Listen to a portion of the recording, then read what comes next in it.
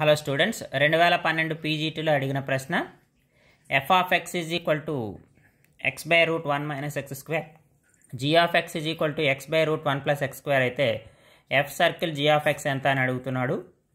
So F circle G of X అంటే ఎలా రాసుకోవచ్చు? F of G of X అని రాసుకోవచ్చు. సో ఎఫ్ ఆఫ్ మనకు జీ ఆఫ్ ఎక్స్ ఇచ్చాడు X by root 1 plus X square. So F of X తెలుసు మనకు X by root 1 minus X square, కాబట్టి X by root 1 plus X square divided by square root of 1 minus X by root 1 plus X square whole square. So దీన్ని solve చేస్తే మనము ఇక్కడ X by root 1 plus X square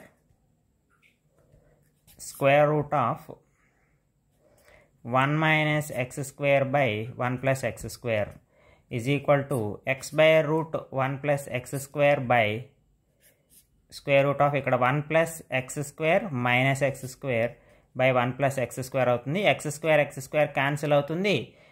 న్యూమరేటర్లో 1 ఉంది, కింద డినామినేటర్లో 1 plus X square. So ఇక్కడ root 1 plus X square root 1 plus X square cancel అయితే ఫైనల్గా మనకు ఆన్సర్ ఎక్స్ వస్తుంది.